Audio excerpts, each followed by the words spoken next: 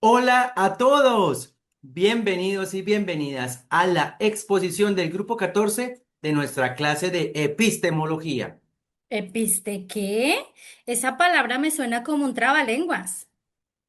Sí, señorita, epistemología es la ciencia que estudia el conocimiento. Pero tranquila, Rochi, que a mí también me pasó lo mismo la primera vez que traté de pronunciar la palabra epistemología.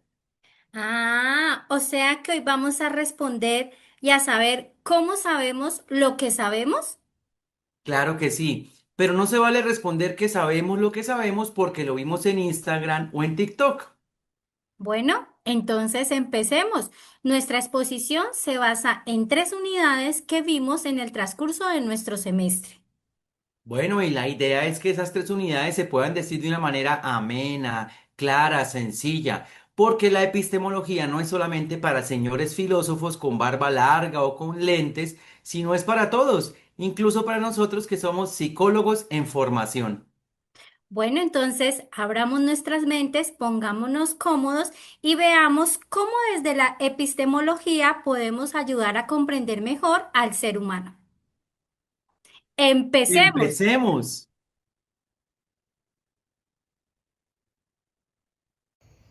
Buen día, mi nombre es Ingrid Yajaira Barrera Villarreal y hoy voy a hablar sobre la sustentación de la unidad 1 de epistemología, titulada Antecedentes fisiológicos de la psicología.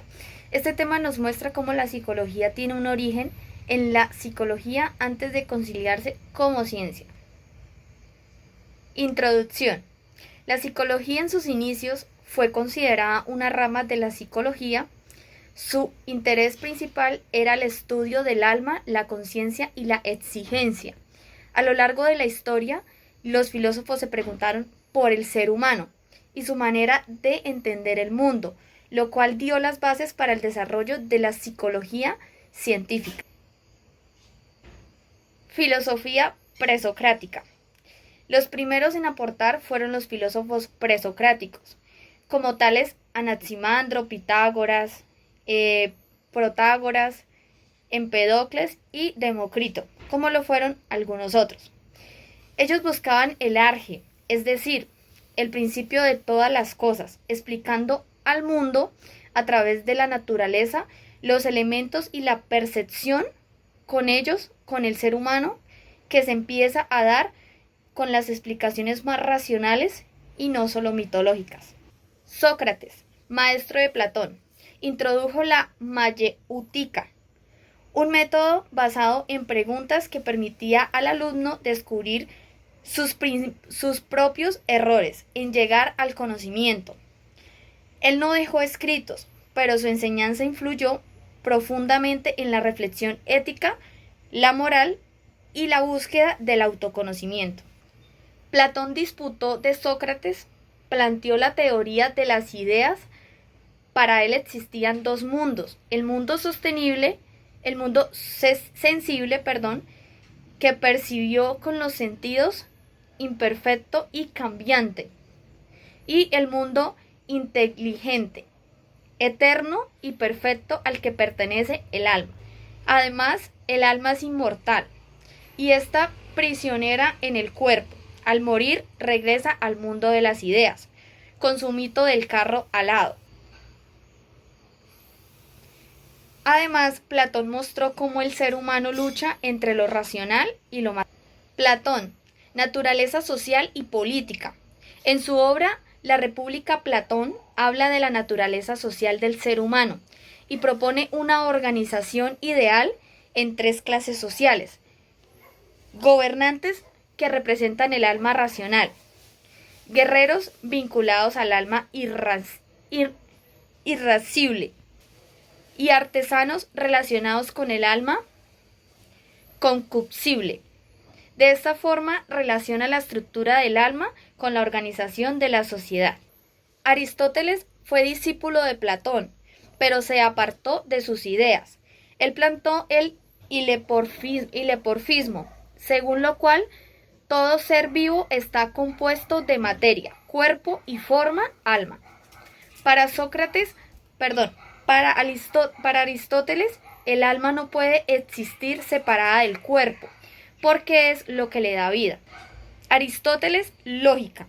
Una de sus mayores contribuciones fue la lógica aristotélica, base del razonamiento, que propuso diferentes tipos de razonamiento. Muy bien, después de haber visto la interesante unidad uno, ahora nos vamos a ir para la unidad 2. Así que vamos a ver también estas diapositivas. En esta unidad 2, lo que vamos a estudiar es las diferentes corrientes filosóficas que tienen que ver con la epistemología y que en conclusión llegan a hacernos ver cómo la psicología es una ciencia. Entonces tenemos corrientes científicas del conocimiento. Ya sabemos, como hemos visto y como vamos a ver, que la epistemología es el estudio del conocimiento, examina qué es, cómo se adquiere y qué valor tiene ese conocimiento. También hace una relación entre la filosofía y la ciencia y finalmente, como les dije anteriormente, es la base para consolidar la psicología como una ciencia. Bueno, seguimos con esos conceptos básicos. Ya saben que la epistemología estudia las condiciones del conocimiento válido, analiza la relación entre el sujeto y el objeto y busca fundamentar los métodos científicos. Finalmente, reflexiona sobre cómo evoluciona el conocimiento humano. Por eso es muy interesante ver toda esta evolución y ver todos esos aportes que hacen diferentes científicos, diferentes personalidades. Muy bien, entonces tenemos algunas corrientes subjetivas, como por ejemplo la fenomenología y la hermenéutica. La fenomenología es el estudio de fenómenos y vivencias humanas y uno de sus principales exponentes es el señor Husserl. Mientras tanto, la hermenéutica es el arte de interpretar los textos y hechos en contexto. Recuerden muy bien, texto con su contexto. Esta filosofía del lenguaje hace un análisis del significado, la verdad y la comunicación.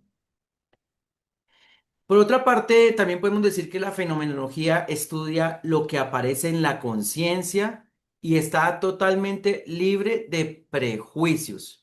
Mientras tanto, la hermenéutica interpreta textos y hechos humanos considerando su contexto, pero las dos también se complementan. Ambas corrientes aportaron a la investigación cualitativa en ciencias humanas, así que estas dos han sido de mucho aporte para una de las ciencias como la psicología.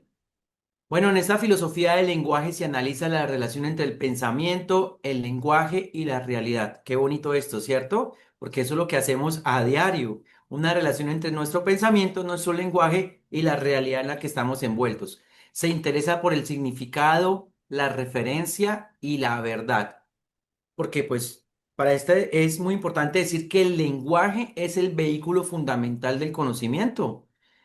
Y también influye en la manera como construimos e interpretamos la realidad. Me gusta mucho esto acerca de la filosofía del lenguaje. Avanzamos a la siguiente. Tenemos otra corriente que es el falsacionismo. Esta palabra también fue difícil de adquirir en nuestro lenguaje. Su principal exponente fue Karl Popper. El falsacionismo es muy interesante porque la ciencia dice que la ciencia avanza refutando teorías y no confirmándolas. O sea, nosotros siempre hemos tenido en la mente que lo importante es confirmar las teorías y saber que son ciertas, pero el falsacionismo de Karl Popper lo que dice, no, no señores, la ciencia avanza si la podemos refutar, si la podemos falsear. Una teoría científica sí puede ser falsada. Eso es lo que dice Karl Popper. Él rechaza la inducción. Yo no me puedo inducir a pensar algo, sino si no puedo falsear ese conocimiento que tengo ahí. El conocimiento científico es provisional y algo muy importante es que está abierto a cambios. Esto me parece supremamente importante. Ahora tenemos una de las más conocidas y también uno de los autores más conocidos que es René Descartes con el racionalismo. El racionalismo dice que el conocimiento definitivamente proviene de la razón, que esas ideas son innatas, que vienen con nosotros y tiene una completa confianza en la lógica. Dice que esto se adquiere en la primera infancia. Eso es lo que dice René Descartes. Apoya el método deductivo debido a esas ideas innatas, entonces ahí sí podemos deducir. Y por ejemplo, ellos se basaban mucho en la matemática y la geometría como un modelo de certeza. O sea, un gran ejemplo para ellos era la matemática y la geometría, porque es así, ¿listo? Mientras que este racionalismo de René Descartes desconfía de los sentidos porque nos dice que nos pueden engañar. Ya vamos a ver la siguiente que sí confía en los sentidos. Este racionalismo no confía. El empirismo de John Locke, uno de los máximos exponentes, John Locke. Él, contrario a lo que dice René Descartes, niega las ideas innatas. O sea, nosotros no nacemos con esas ideas. Y él se basa en un método inductivo, no deductivo, sino inductivo, donde la experiencia es criterio de verdad. Así que todo conocimiento surge de la experiencia sensible. Mientras René Descartes desconfía de los sentidos, aquí John Locke con el empirismo dice que los sentidos son súper importantes y que el ser humano es como una tabla rasa, como una tabla que va empezando a llenarse adquiriendo conocimientos. La siguiente es el positivismo de Auguste Comte. Dice que solo los hechos observables son ciencia. Los que no se pueden ver no nos sirven, solo los observables. Rechazo a lo metafísico y a lo abstracto. Eso no va con él, no va con fenomenología, no va con nada de eso. Él aplica el método científico a la sociedad. Ante todo el método científico y si no, no es ciencia, no funciona. Busca leyes universales del comportamiento social y es la base de la sociología moderna. Qué interesante esto que nos dice Augusto Comte con el positivismo. Continuamos entonces ahora con el criticismo de Immanuel Kant, también muy conocido, bueno, como todos. El criticismo integra el racionalismo y el empirismo, como que busca un intermedio. El conocimiento surge de la experiencia, pero la mente aporta estructuras innatas. Si ven que Descartes decía que es innato y el anterior decía que no, que eso lo vamos adquiriendo con los sentidos y la experiencia, pues aquí dice que el conocimiento surge de la experiencia, pero también la mente aporta sus estructuras innatas. Aplicaciones en psicología, entonces, de todas estas corrientes. El conductismo está vinculado al empirismo y al positivismo. El cognitivismo está inspirado en el racionalismo y el criticismo. Y el humanismo y la psicología fenomenológica están apoyados en fenomenología y hermenéutica. ¿Ven cómo todo está relacionado con la psicología? Bueno, y ahora vamos a hacer un cuadro comparativo entonces con la siguiente diapositiva,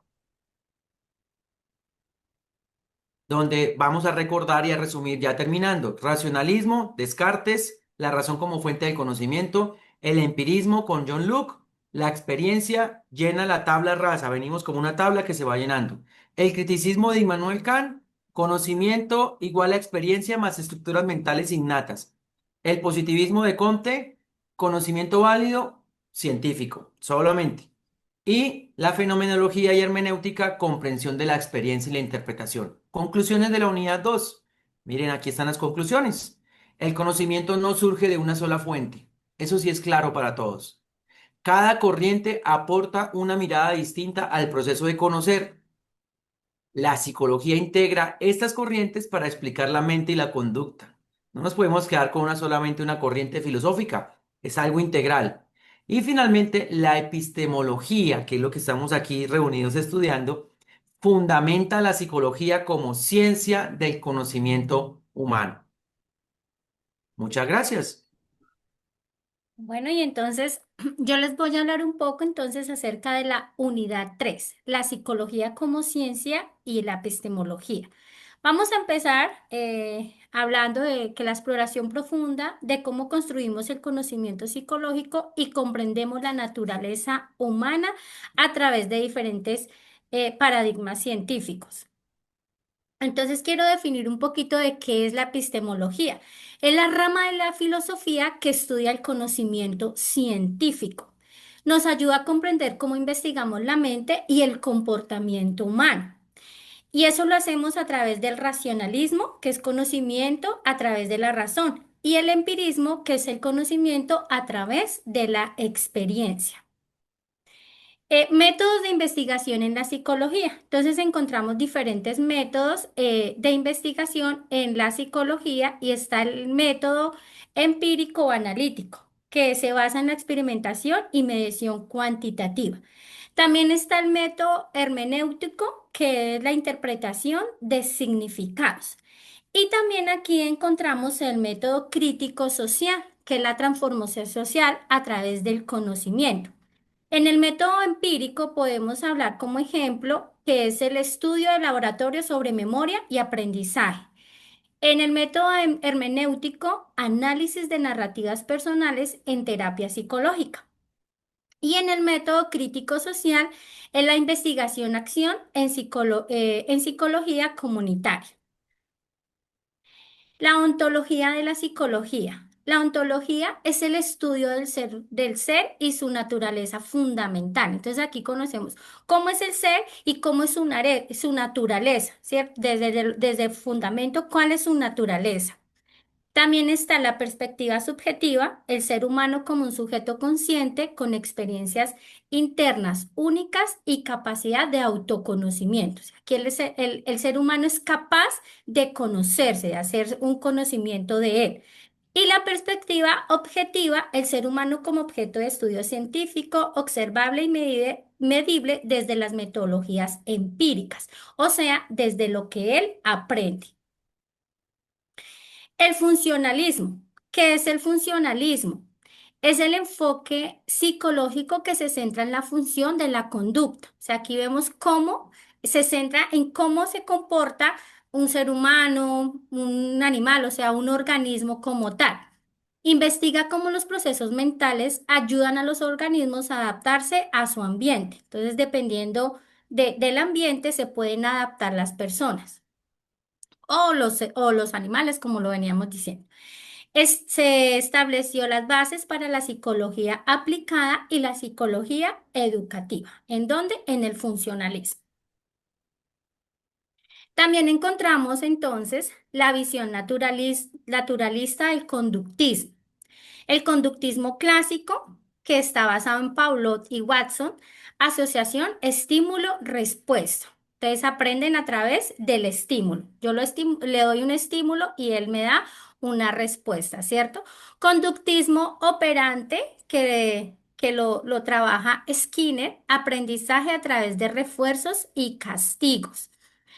Y aportes fundamentales que estableció la psicología como ciencia objetiva. Entonces aquí se está ya como una ciencia, se estableció la psicología. Enfoques del conocimiento. Entonces el conocimiento empírico que se basa en la experiencia directa, o sea, lo que yo aprendo a través de lo que hay a mi alrededor, a través de mi vivencia, de mi comportamiento, del mundo que me rodea, ¿cierto? Intuición personal, experiencia práctica y observación casual. Eso es lo que me ayuda a mí a hacer el conocimiento. Y el conocimiento científico, que es validado, objetivo e intersubjetivo.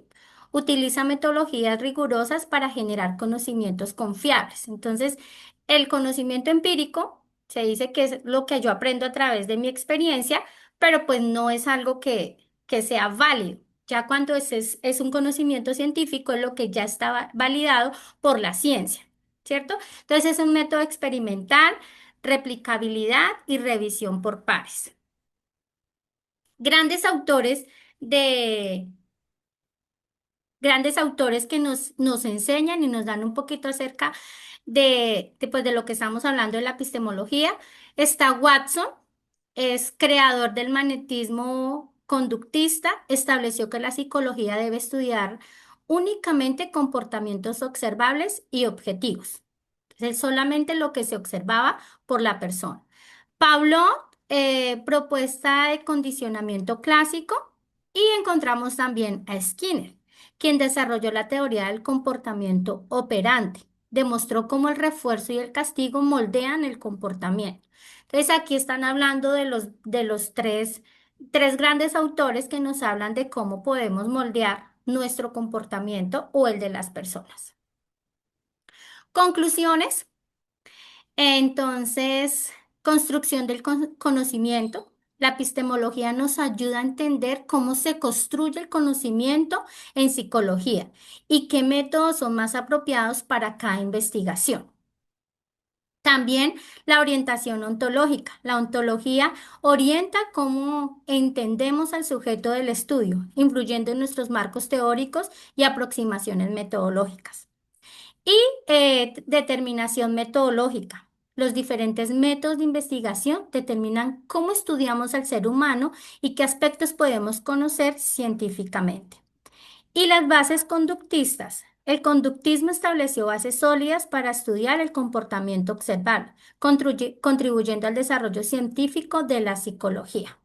Entonces, aquí podemos ver la importancia que tiene la epistemología dentro de la psicología, ¿cierto? Ya cuando la psicología se enfocó, se llevó a que era una ciencia, entonces ya lo podemos ver y podemos ver la importancia que tiene la psicología.